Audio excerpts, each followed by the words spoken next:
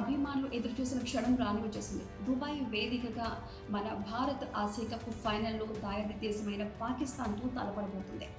ఇప్పుడు మనం చూసుకుంటే ఈ ఆసియా కప్ మొదలైన 41 ఏళ్ల చరిత్రలో కూడా ఇదే మొదటిసారి పాకిస్తాన్ మన భారత్ ఫైనల్‌లో మ్యాచ్ ఆడటం.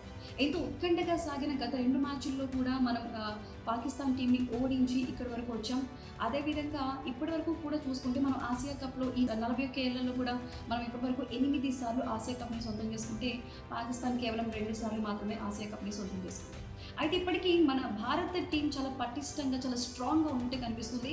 సో అదేవిధంగా పాకిస్తాన్ టీమ్‌ని చూసుకుంటే మిడిల్ ఆర్డర్ కొంచెం వీక్‌గా ఉన్నట్టయితే అది క్లియర్‌గా అర్థమవుతుంది. సో మనకి ఇండియన్ టీం ఈ మ్యాచ్‌లో దిగ్విజయంగా విజయ దుందుభి మోగించే అవకాశాలైతే ఉన్నాయి.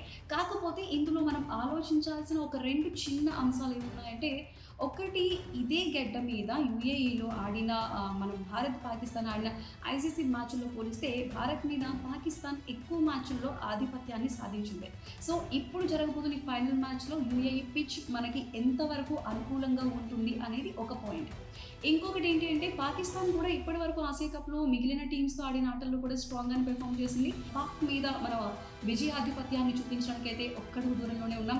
ఇప్పుడు మన క్రికెట్ అభిమానులు అందరూ అనేది ఏంటంటే విజయం తప్పకుండా మనకే సొంతం అవుతుంది. మన ఇండియా టీం చాలా స్ట్రాంగ్‌గా ఉంది అంటున్నారు.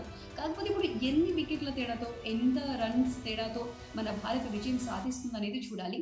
సో మరి మీరేమనుకుంటున్నారు ఈ మ్యాచ్ గురించి అనేది మాకు కామెంట్స్‌లో తెలియజేయండి. ఎంత తేడాతో మనం విజయ్ దుందుభి మోగిస్తామనేది కూడా కామెంట్ సెక్షన్‌లో తెలియజేయండి.